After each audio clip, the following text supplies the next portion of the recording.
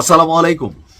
আমি ভিডিওটির শুরুতে ডক্টর মোহাম্মদ ইউনূসকে একটা ধন্যবাদ দিতে চাই।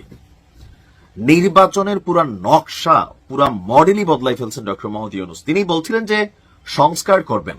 আমরা ভাবতেছিলাম কি সংস্কার করবে, তো ফাইনালি একটা সংস্কারের দেখা পেয়েছে। আর আমার মনে হয় এই এক ঘোষণায় 18 বা 20 কোটি বাঙালি যারা আছে, এদের মধ্যে ধরেন 1% বা 2% বাদ দিয়া বাকি সবাই খুশি।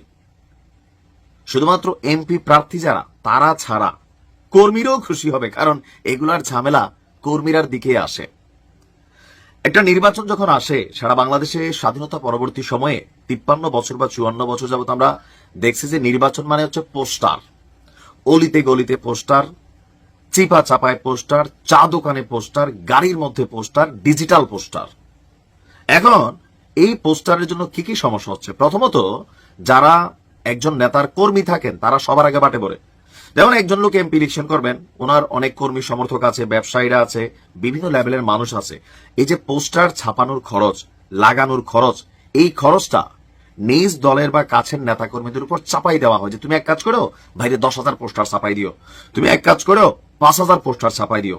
আপনার নতুন রং করা বাড়ির ওয়াল, তারপরে হচ্ছে বাড়ির বাউন্ডারি, স্কুলের কি বলা হয় যে বাউন্ডারি, মসজিদের বাউন্ডারি, যেখানে খুশি চা দোকান, খাম্পা, এমন কোন জায়গা নেই যেখানে পোস্টার আর পোস্টার নাই। আবার রাতের আধারে এক প্রার্থীর পোস্টার ছিঁড়া আরেক প্রার্থীর পোস্টার লাগানো হয়, এই নিয়ে মারামারি হয়, কোপাকুপি হয়। এই যে একটা হুলস্থুল পরিস্থিতি, বাজারঘাট, রাস্তা হাট, আপনি যেখানেই যাবেন উপরে খালি পোস্টার আর পোস্টার। এবারের নির্বাচনে, আগামী যে জাতীয় নির্বাচন হতে যাচ্ছে, সেই জাতীয় নির্বাচনে এই পোস্টারের খেলাটা বন্ধ করে দিয়েছেন ইউনূস সরকার।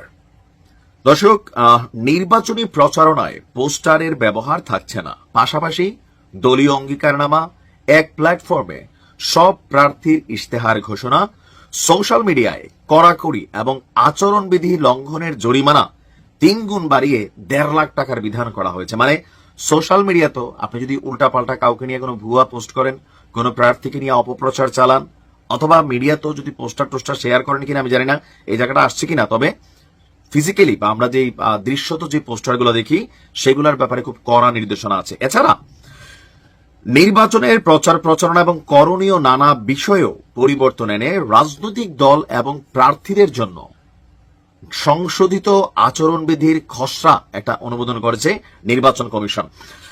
গতকালকে প্রায় দীর্ঘ 4.5 ঘন্টার এক বৈঠকের পরে আমরা জানতে পারলাম যে আপনার নির্বাচনী প্রচারণায় বিলবোর্ডের ব্যবহার অতীতে ছিল না, এটাকে অন্তর্ভুক্ত করা হয়েছে।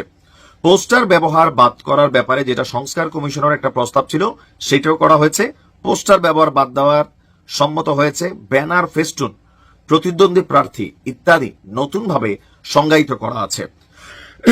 এখন আমার মনে হয় যে এখানে আরো কিছু আছে, যেমন সার্কিট হাউস, ডাক বাংলা, রেস্ট হাউস, এটার উপরেও বিধিনিষেধ আসছে। ফলে এখন এসব সুযোগ সুবিধা প্রার্থীরা অবাধে গ্রহণ করতে পারবে না।